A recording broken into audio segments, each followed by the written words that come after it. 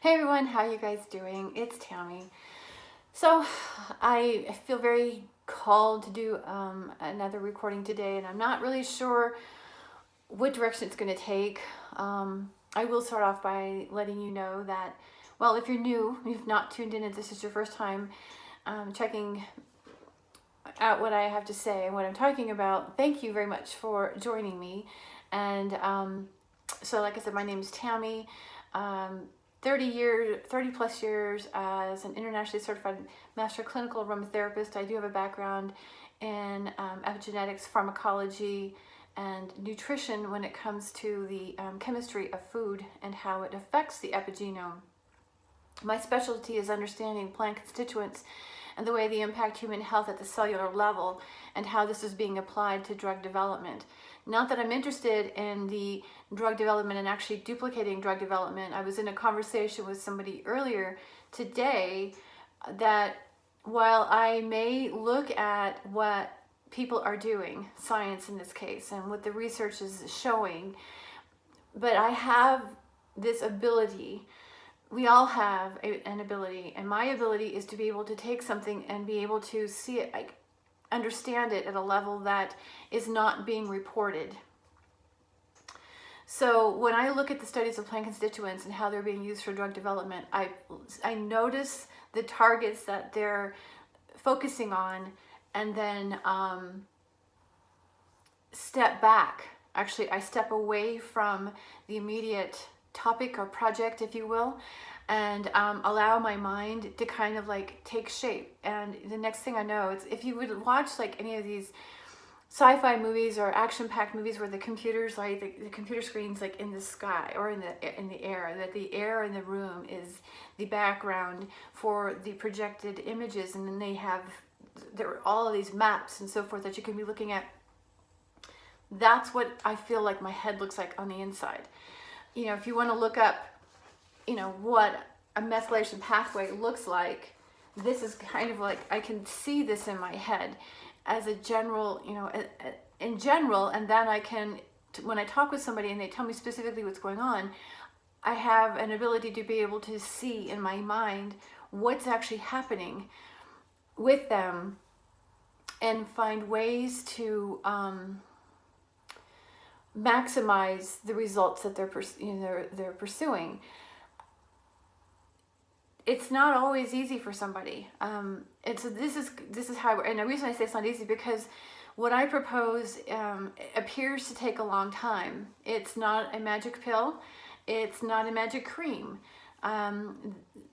If we work with the basic ingredients, in my case, oils and whole food, not a lot of supplements. If we work with that, the body actually responds rapidly. We realize that an essential oil could be applied to the skin or inhaled, and within 15 to 20 minutes, it's fully metabolized throughout the entire system. So it's activating and working on the epigenome immediately. Now, why do I say that? Well, what's interesting is I had hosted an introductory course on epigenetics locally.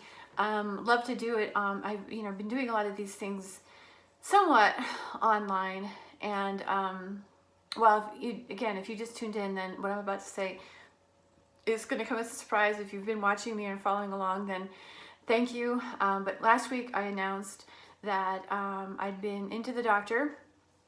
I got called back for a follow-up mammogram or follow-up imaging, and both in mammo and ultrasound, and then ended up having to go back in for a biopsy just a few days ago. And the biopsy results came back as in positive for cancer, breast cancer. So this has really caused me to take a hard look at where I have not been taking my practice and my theories seriously. Again, somebody said to me this morning, well, you really, you think your way is the right way. And I wasn't really sure how to take that, because I've been hearing that for years. And my counter has always been, okay, sorry, you're right. Because theoretically, I have valued other people's thoughts and opinions over my own. And although I've been talking about this to a degree that I have garnered attention and interest, I don't feel like I've carried it out very well. And again, this isn't going to get soft and mushy. I'm just trying to be really clear about, I guess, where I'm going with all of this. So he was right. I do believe my ideas, my theories are right. I believe in them wholeheartedly. As I mentioned in my last recording, that I stand behind this work 100%. I'm confident. I know this work works. This method actually works. And I thought, how dare you basically tell me I should be questioning my own thoughts? Now, I get it. It's wise to be an inquiry about things. It's wise to be flexible about things,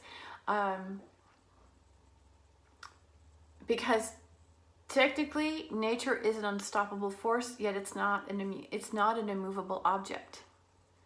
And that's how I see myself. I'm an unstoppable force, although I'm not immovable. And that's how nature operates. So that said, there's been a lot of adaptations that have been occurring in this method that I am developing, and I really appreciate everyone who has joined me on this journey.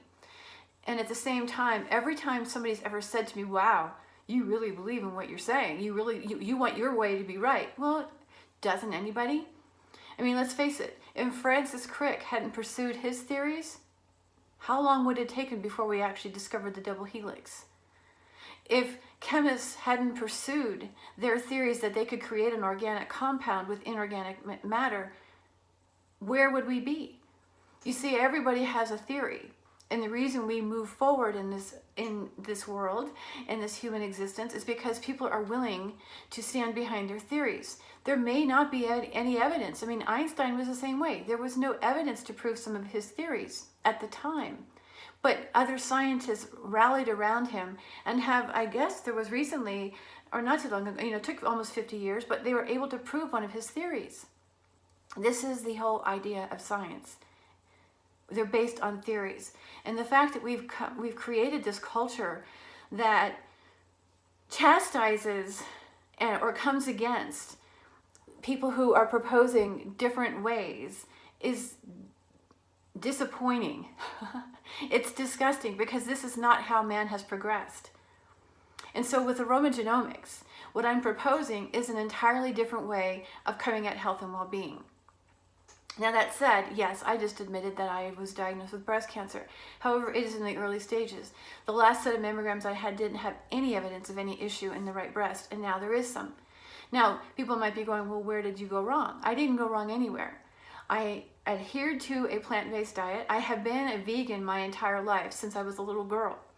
Only for a short window of time in my life did I ever eat meat and dairy, only because my mother insisted that I do so. But even after that, I didn't show signs of breast cancer. So, and that was just when I was still living under their roof. Subsequently, after I moved out, I went back to being a complete vegan again. In 2000, I went predominantly raw. Yes, I do add some cooked vegetables in there because it's not wise to be 100% raw, but I do focus primarily on raw, and it's always vegan. So the plant-based diet has been in my life. It has been my lifestyle without anybody telling me I needed to be. It's just been a fact of life for me. I get outside and I spend time in the sun, sunlight. Don't even go there because I don't have skin cancer. I get fresh air, I get movement.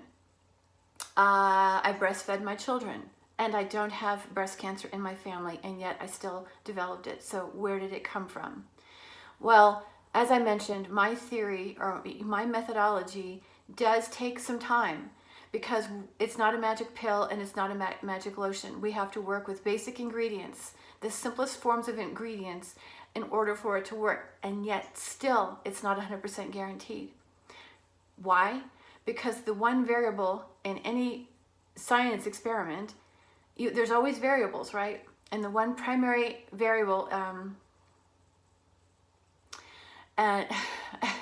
somebody just shot me a message. Sorry, somebody just texted me, so let's get a double mastectomy. As my friend said that. To prevent issue. I appreciate everybody rallying me around. That just kind of caught me off guard when I saw that flash on my screen here. Anyway, um, there's variables, and there's always a variable in science experiments, and in this case, in the human case, there's a number of variables. Number one, there's a lifestyle. Number two, there's the genetic wiring. Number three, there's what you're using. And number four, it's how you think and feel about yourself. Now, it's interesting because we have this idea of a placebo effect. And while the placebo effect is not 100% accurate, okay, it's not everybody can take a placebo and get the results. It's able to demonstrate that a mindset can make a difference. And in the case of aromagenomics, it's not about an undying faith in the oils. That's not the magic that I'm talking about. It's great to believe in the product that you're using, but what I feel like is more important, it's how you think and feel about yourself. Because if you don't adjust and uplift the way you think and feel about yourself, and be willing to let go of the anger, be willing before that to actually explore the anger. What is this anger providing you with? What is the benefit to being angry? What are you getting out of being angry? Same thing, all these questions can be applied to any other emotion. Last week I said, the oils will not do you any good unless you align your thoughts and feelings with the actions of the oils. That's basically the same thing. You know, you can't, and we cannot, and this is our culture right now. What we're currently doing is looking for something outside of us to fix what's wrong with the inside of us. Yes, I have talked about, and yes, I still believe that the environmental pollution is a major factor. So aside from the way I think and have thought and felt about myself over the last couple of years, which has been extraordinarily rough, I've made some massive decisions that have, there's a honk. I hear a horn honking. Now we have multiple horns honking. If you can hear that, I'm sorry. They stopped. Anyway, where was I? It is the way we think and feel about ourselves. And you can take those questions that I just posed and you can apply it to any emotion, whether it be sadness, whether it be frustration, whether it be aggravation, any sort of upset that we're experiencing with something outside of us. We have to be willing to apply those questions. And what's more, this is where I was going. I have talked extraordinarily about, okay, that's the emotional pollution. The environmental pollution is real as well. And like I said, the last few years, I've made some extraordinary steps to make massive change in my life. And the immediate result was not what I expected. And essentially how I see that is it was just a learning curve for me to and about me, and being willing to stick with what I believe in. And so, but it's not just about what we believe in, it's our relationship to ourselves. And so the environmental pollution actually has a major factor, and I feel like that is a lot of what's compounded, because I was actually on the East Coast for a couple of years and have subsequently moved back. I've been back for 2 years now, so it's 4 years ago I was on the East Coast for a while. And it's just, you know, it's in a different environment than where I am now. Was that part of it what caused it? Possibly. But the thing is we can override this. Now, Bruce Lipton has been talking about the biology of belief for a very long time. He's now getting into belief in epigenetics. Because why? Because we recognize the ability to, the epigenome's ability to alter itself based on stress. The stress mechanism, the input, the information coming in. Lipophilic chemicals move and create change throughout the epigenome. Signaling molecules like essential oils or constituents in essential oils will actually alter epigenetic function. So just like our thoughts do, so do the oils. It's hard for people to stop and say, you know, I really wish, we have this story that we don't have time. We don't have time to assess everything. We don't have time to go inward and, and do self-evaluations. I beg to differ with you. It doesn't take that long. And as I mentioned earlier, the placebo effect is real, although it's not 100%. And just because you believe in something doesn't make it it doesn't mean it's going to be effective for you, because you absolutely have to believe in yourself. in your body's ability to heal. That's what all of this comes down to. That's the reason why aromagenomics, some people have pointed out to me, myself included, is it seems like it takes a long time. And while it can, but at the same time, it doesn't have to. When your thoughts and your belief in your body, belief in yourself, when that is empowered, it doesn't take long for the body to shift, especially if you combine it with the use of oils. And again, you want to use whole ingredients, you want to use simple ingredients. These magic pills and these magic lotions, for the most part, they have other ingredients in them that, number one, increase uptake, whether you're consuming it by mouth or you're applying it to the skin. They also can have other ingredients in there that won't be listed on the label, because now we have a law that as long as there's a certain concentration, a smaller amount that doesn't reach a certain concentration, as long as it's below that, they can include it. And so they've been, companies, like Monsanto, although is now combined with Bayer and yada, yada, yada, but they've learned how to create very concentrated doses of these chemicals so that it can get in under the radar. Trans fat on labels is, as long as it's below a certain point, a certain percentage, all they have to do is zero it out on the label. So even though you get a product that says zero trans fat on it, doesn't mean there's no trans fat in it. And the same thing can be said for a lot of other ingredients. Neotame is another sweetener that was approved by the FDA to go into, it's allowed to go into organic foods, and it's such a concentrated dose that it doesn't even get listed on the label. So this is the frightening part. And so when people are creating and producing products for health purposes, it has to go through the FDA. It has to be screened. And if you're making any sort of health claim, it's going to get checked. And as long as there's no negative results or a lot of negative reports, it doesn't. The product doesn't get screened. Only when we start getting complaints. I'm still getting messages about the cancer. I've had. As long as there's no negative reports, the products do not necessarily get tested, and so we don't necessarily know what's in there. If it gets a negative report, then the FDA will check it out, as long as it has a health claim to it. So I question what's in these products, because people can get to feeling good, and there's nothing wrong with that. Okay, I want to be really clear. There's nothing wrong with that, because I've been known to say, if you have depression, if you have a serious or issue with depression, taking an antidepressant, there's nothing wrong with that. So I have people all the time tell me, well, you're probably going to say I shouldn't be taking this medication, I shouldn't be. That's not the case. I am not against allopathic treatment. What I am against, and what's interesting to me, is at the top of this particular page that I use in a course, it's an epigenetics, it's just an intro. It says, welcome to the future of medicine. This isn't the future of medicine. This is how the body's been operating since the beginning of time, since the beginning of our existence. So this is not the future medicine. We're trying to approach it as it's something new. And so targeting the epigenome, it's getting scary, because we're getting very specific. And as I mentioned in the beginning, when I look at things and I listen to things, I hear what they're trying to do, and then I back away. I actually step away. I may go for a hike, and I may let it just kind of ruminate. I'm currently revising my book on sleep and oils, and it's fascinating to me how the oils. And if you haven't seen my videos on the essential oils, it's 31 days of essential oils and then 30 days of essential oils. If you haven't yet seen any of those, I invite you to check them out, especially the last 30 days, because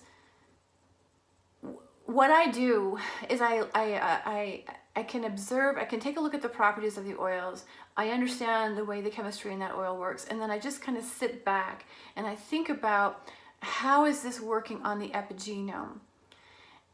And then it demonstrates to me that although we have this broad scope of properties in an essential oil, it's not necessarily that broad. It's acting very specifically on the body in a very particular way.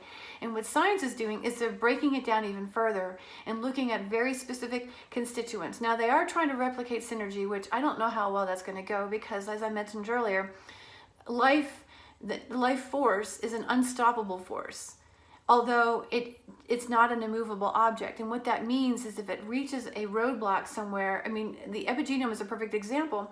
When one receptor gets deactivated for whatever reason, then that could be just because your system is needing something at that time. So there's constant switches being flipped and along the epigenome. And once one receptor gets deactivated, there's a system of changes that are occurring. So it's, even though the life force is moving it, it's unstoppable. It doesn't stop flowing.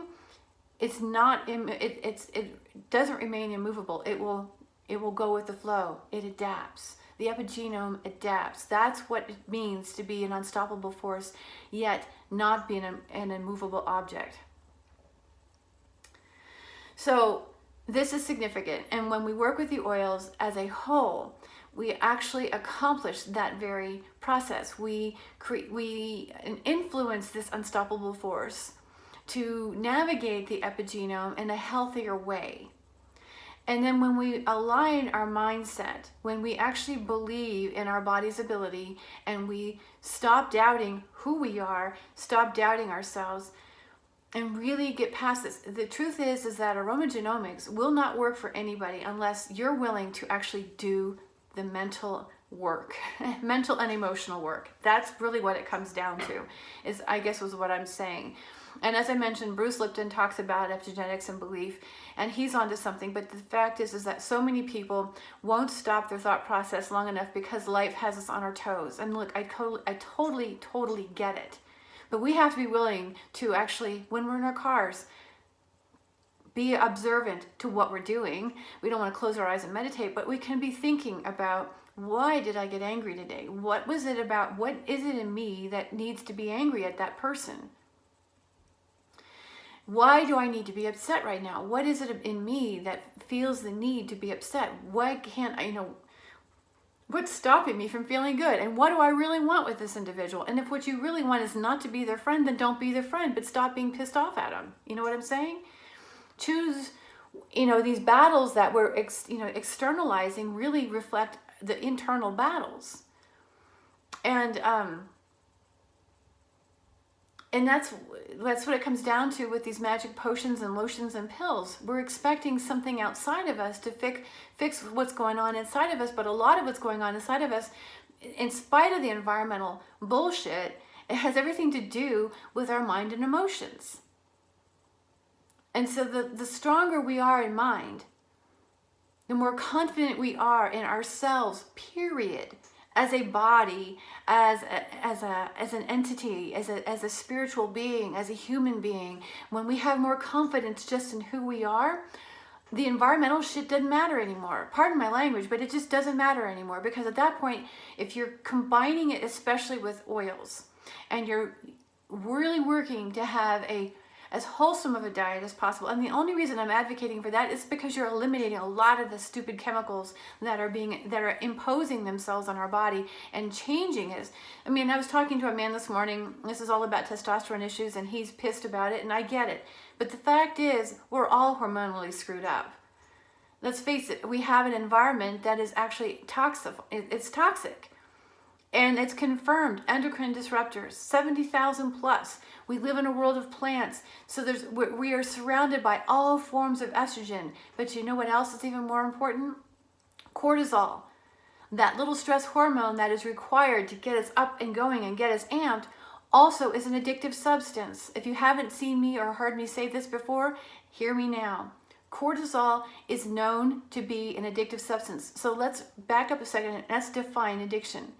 Addiction is defined by a change in the brain structure, the mesolimbic dopaminergic pathway. Slight changes in that pathway indicate addiction.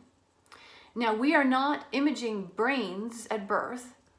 We're not imaging, we're not looking at this structure at all.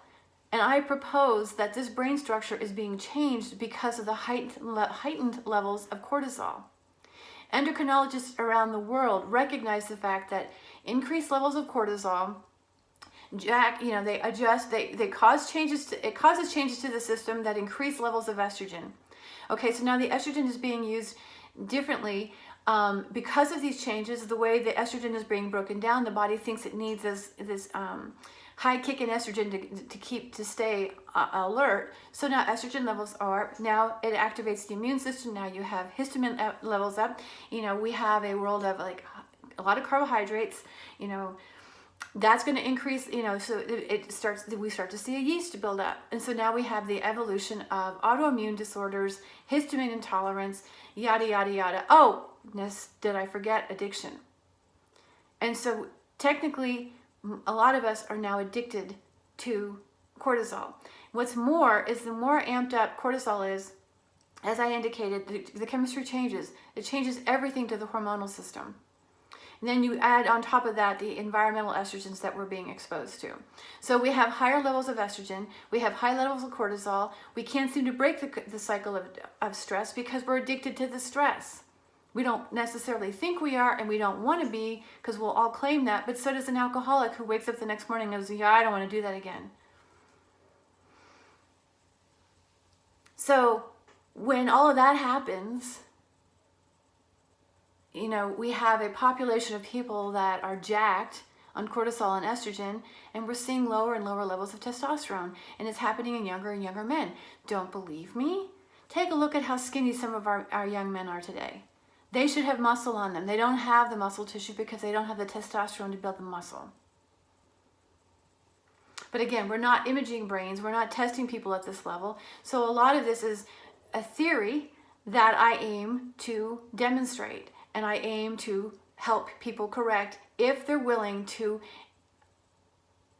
involve their mind and emotions, if they're willing to shift their mind and emotions. Because the more we shift the mind and the emotions, the more we can actually begin to benefit from the medicine, if you will, that we're trying to use. That will actually help continue to encourage our body to stabilize and deactivate the oxidative stress. Because do you know what? We're actually wired to deactivate oxidative stress. We can do that. We have that ability. We just have to be in tune with it. We have to recognize that it's there and that it has that ability. So there comes the mind and the emotions, including essential oils, and that is spot on. Because why? Because we need additional help to protect us from the environment. It's better to shield yourself and be safe than it is to go out there half-cocked, is all I'm going to say. And aromagenomics actually provides that. And so that is the purpose for all of this. So is epigenetics the future medicine? No, it's today. Your body's been practicing epigenetics since the day you were conceived.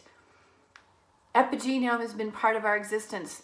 And to be an unstoppable force, we have to be willing. We have to be flexible.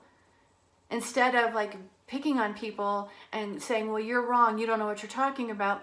Actually, I do. I do know what I'm talking about. I have devoted, like I said, I've been doing this for well over 30 years, but the epigenetics part has been complete devoted, fastidious fact checker, if you will, for the last decade. It's been an evolution in this process, and I've now come to understand how this really works, and it's all coming together in material and whatnot, and I'm really stoked about it. Because it does work. The science is there. The science is absolutely there. This is 100% evidence-based. The only challenge that we face, and this is the reason why many people do not get the results they're looking for, especially when they're looking for natural remedies, it's because the mind and the emotions aren't in check. So this isn't, I'm in the same bandwagon. I'm on the same earth. I'm in the same kind of chaos the rest of us are in. And I'm on a regular basis now, since my last recording, daily checking in with my emotions. And yes, I have them, but at least I'm willing to take a look at where I can heal, where it's helping me, what it's revealing to me about me. yes, there are external triggers, but it's all about me. And the more we recognize that we have this ability to help our body heal, and it has nothing to do with external factors, the better off we're going to be. Okay, somebody might say, well, the oils are an external factor. They are, but they're just an extension of nature. The body works with nature. It recognizes nature because it's part of nature. So the natural remedies really do make a difference, and they signal a different way for the body, and it's not been able to science has been saying for almost 200 years now they don't know how to replicate nature. They're right. They've come close to it. This is the reason why we have organic compounds, but they do not have the same activity in the body because there's not a life force in it. So the use of the word organic is very kind of to mask. It's still an inorganic compound. It just represents an organic shape, but there's no life force. So for us to actually get beyond our current health issues, we have to be flexible in our mindset. We have to be easy. We have to be more flexible with ourselves. We don't need to be quite so rigid. Be the unstoppable force. Just don't be the immovable object. Anyway, I hope you guys get something out of this. Please let me know if you have any questions. I appreciate you tuning in. Please visit synergessence.com. Sign up for my newsletter there. It comes out once a month. If you sign up now, I can send you out. That November issue just went out last week, and at the beginning of this week, sorry. So it's available. And I'll even post a link here so that you can just check it out. All right, you guys take care. I love you, and I will talk with you soon.